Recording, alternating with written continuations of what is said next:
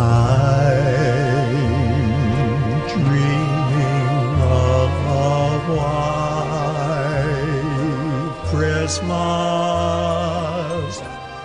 just like the ones I... County Fairgrounds and Cool K here. Do I have the Rockin'-Robin online with me? Yes, you do, Cool K. Thank you. Hi. So how long have you been the Rockin'-Robin? Oh, boy. I've been the Rockin'-Robin.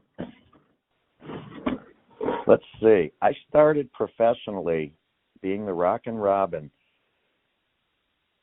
March of 2006. So I'm starting the 18th year, 17th year, something like that, a lot of years singing, and I'm enjoying it probably more now than ever. Okay, so you're an entertainer, David. Have you ever done anything else besides entertainment? Well, I own my own cleaning business. By most mornings, I'm cleaning toilets, and in the afternoon, I'm singing. So it's an interesting life. You must have gotten started with this somewhere. And a lot of people who listen to me, they like to know how you guys got started. So how did you get into this? How did I get into this? Well, ever since I was a little boy, the first song I ever really dug and it really got to me was Peter, Paul, and Mary's song called Puff the Magic Dragon. I'm sure many of your listeners have heard of it. Puff the Magic Dragon.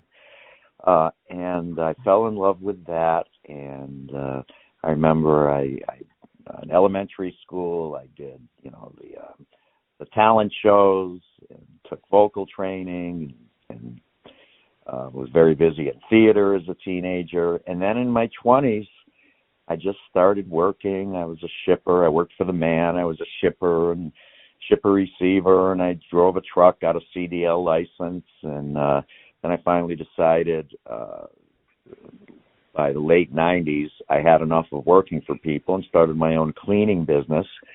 And then by 2005, and I had gone and done karaoke and put a lot of time in that, but I wasn't very good.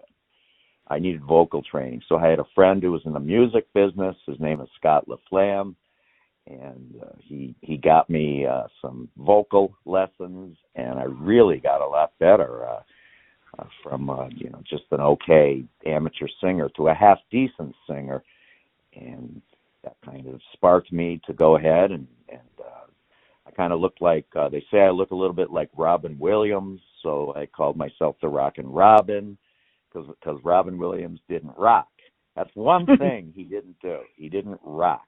He did about everything else. He didn't sing, but he was funny and a great guy, great entertainer. I look similar to him. People say, did anyone ever tell you look like Robin Williams? So I kind of deadpan them and go, because I hear it often, and I go, gee, that's the first time, So my theme song is the Rockin'-Robin, a major hit in the 50s. I do that every show, and I just took off. I started learning songs, the great cover songs, the top 10 hits, one by one, learned them line by line, word by word. And I'm now up to like 200 songs, and I'm a tracked artist, and it enables me with a cordless mic to really entertain people and make them happy, make them excited with a mix of fast songs, slow songs, and a little in between, a little personality, and it seems to be working. I do a lot of shows for the seniors at senior centers, rest homes, memory care, and memory care in particular. I don't know if you know anybody in memory care. Do you have any friends or relatives that are in memory care units? I don't even know what that is. I'm sorry. Well, it's sad, but I'll get to that in a minute.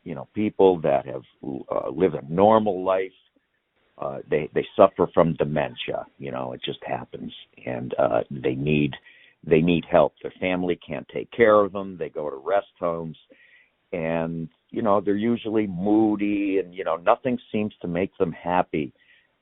too often. And then I come in there and I usually like they change, they come to life like they're younger again, like they used to be. And I usually finish my shows with the song Sweet Caroline. And most shows, the memory care patients at the rest homes shout so good at the end of Sweet Caroline. So I guess they enjoy the show. Okay.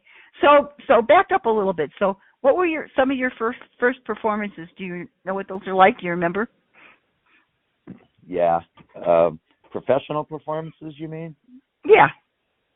Well, first one I ever did was at a local place. I'm from Chicopee, Massachusetts.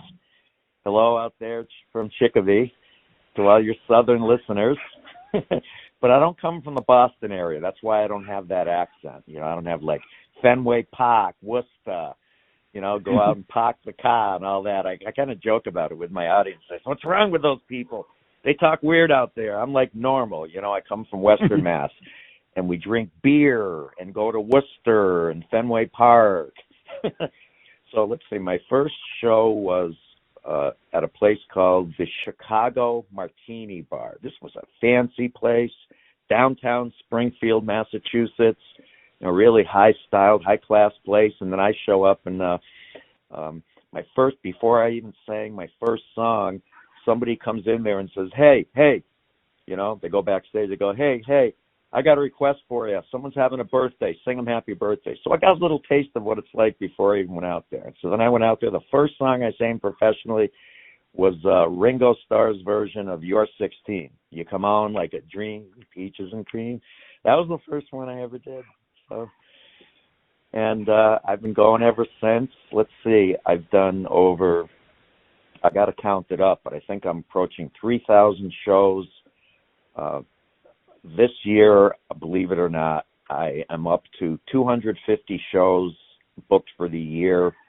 I am over 200 now as we go into December. I'm booked almost every day this month, and I do Christmas shows this time of year, which I love to do because it's songs you're not supposed to sing during the rest of the year. I'd like to sing I'll Be Home for Christmas or Jingle Bells, but you just got to pick your moments.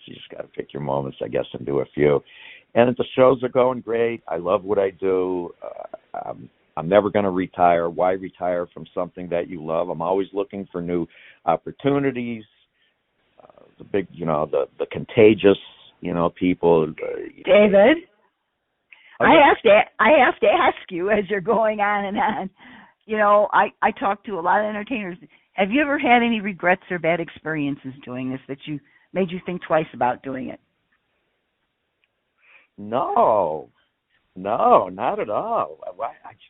Why would I think twice? No, I mean this is what I've gone for. That I always, if I didn't do this, I would have regretted not doing it, going professional and entertaining people and living this kind of life. So there's no regrets from doing it, and I'm never going to sit back and say I didn't try. I'm willing to take chances and get out of my comfort zone sometimes because that's part of life, a challenge. Okay. Are you a married man? Yes, I am. I've been married 34 years to a wonderful wife named Debbie. And you know what? She's an amazing woman. She's sitting here now. She's put up with me all that time. So that makes her a survivor and amazing, if you know what I mean. Men are not hard. Men are not easy to live with. Do you have any kids? Thank you for asking. I have 2 kids, twins. They are going to be 30 years old. It's making me feel like an old man. But I'm only 39. Anybody else hate that question? And they ask me my age, date of birth. You got to get booze or something. Date of birth. I almost want to lie, just to see if they're checking, to see how old I really look. Yeah, but I like to say I'm 39. Yeah, the kids are twins, boy and girl, and they're very successful and healthy. That's the most important thing. And my mother, who is 96, is living with us, and she's healthy and goes out, and she still drives, but not when I'm going someplace with her. I'm not letting her drive. So what does she Not think me. of this? What does she think of it? She's a big supporter. Okay. She understands, what I give to people. My kind of give my heart and my soul, which I can't do it any other way. Whether I'm singing to 5 people or 105, it's all about the moment. It's all about pleasing people and giving them a good time, making them happy. Okay, so you performed in Massachusetts for sure. Any other states? Yeah, all over New England. Okay. Vermont, New Hampshire, Massachusetts, Rhode Island, New York. In fact, I would go anywhere if someone wanted to book me out in the middle of the country, Kansas. I'd say, well, I don't know when I'll get there. I'll have to thumb there, or something. I'd go anywhere, but I'd have to get paid enough to cover expenses and things like that. Okay, so you do your own bookings? Yes, I do. In the local area that you are in, first off, how long do one of your shows usually last? An hour. Oh, But okay. I can do more. I have 200 songs, and if somebody needed 3 or 4 hours of music, I'll come through. Like I said, it's a balance. It's not like modern dance music. I mean that's not me. But I'll do songs like At the Hop and Rock Around the Clock, Light My Fire. Songs that really light me on fire. They kind of take me over. Jim Morrison takes me over. Johnny Cash does that a little bit to me too. They're in my. They kind of. I become them a little bit sometimes. They say I sound like Elvis. I try to humbly do Elvis. You can't help doing an Elvis song and get a little bit that lip starts to move and the hips swivel a little bit.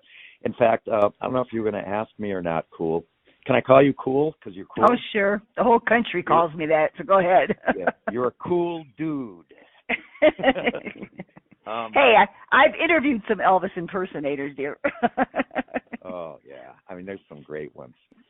I'm not an impersonator. To me, that's like prison. It's like, oh, no, I have to be this one person, and I have to be exactly like them, and I've got to be me. Like, I am me, decent singer, good songs that people love, mostly top 10 hits, like Sweet Caroline, and I just do me and my silly personality, and we'll take it as far as it can go.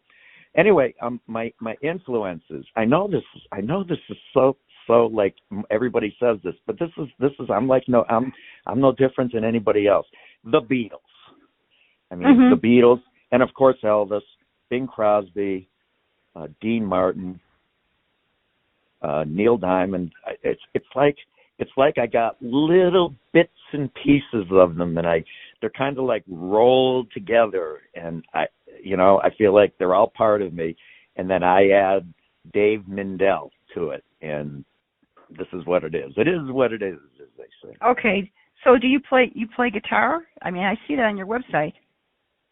I do play a little guitar. I play a little bit piano, but most of the time I like to be free from that because you can't interact the way I want the need to interact with an audience unless you take that cordless mic with you and you go out. And when you sing Can't Help Falling in Love to the ladies, you got to get out there, And songs like Henry VIII, I do that. You can't sit still. You go out, you run around.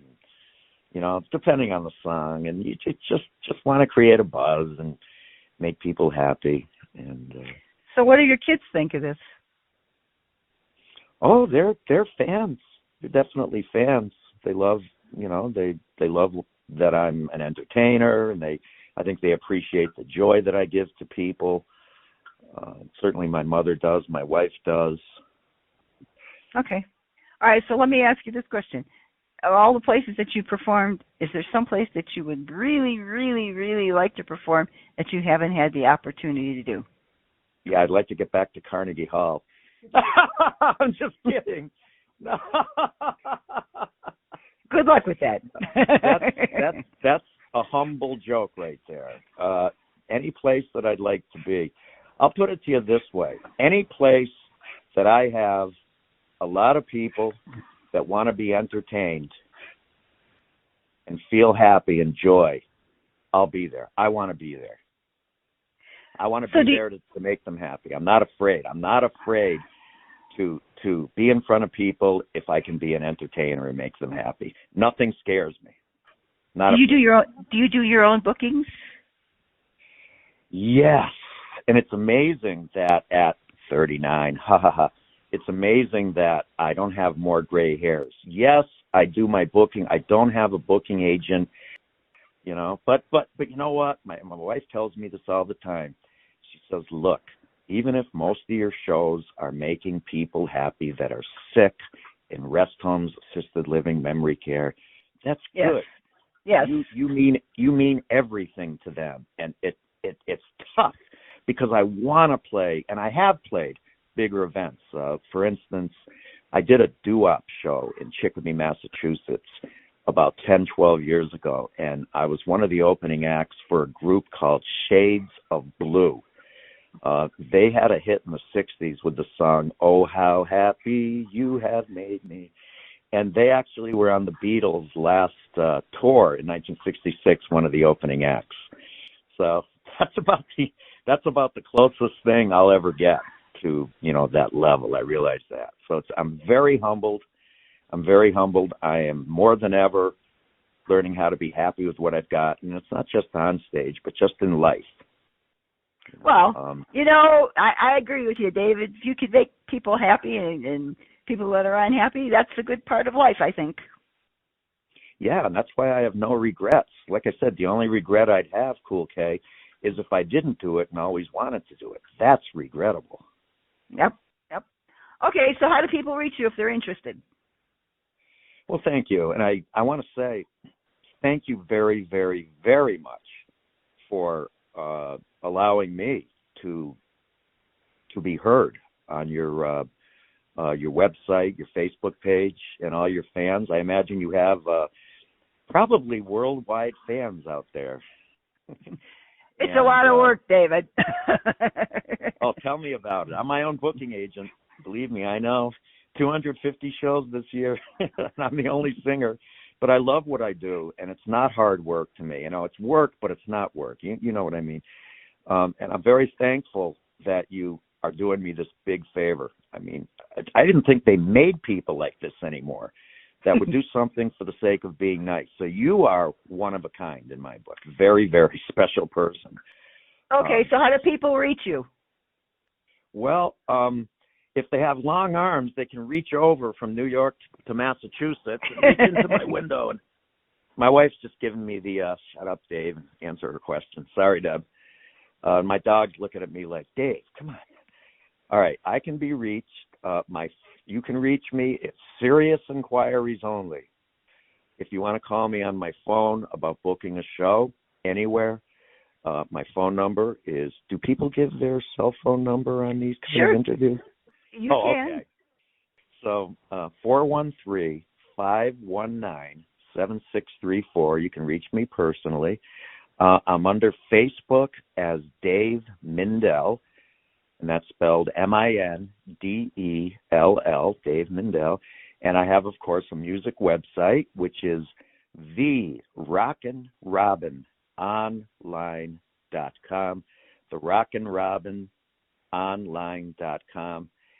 And that's pretty much it. I'm going to finish out the Christmas season. I've got almost 200 shows booked for next year. But, you know, when you're addicted to something, a good addiction as this is, you're always hungry for more. So I definitely have an empty stomach for a guy that has that many shows. I just want to get more shows, make more people happy.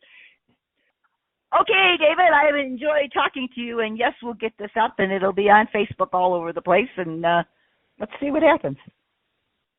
Okay.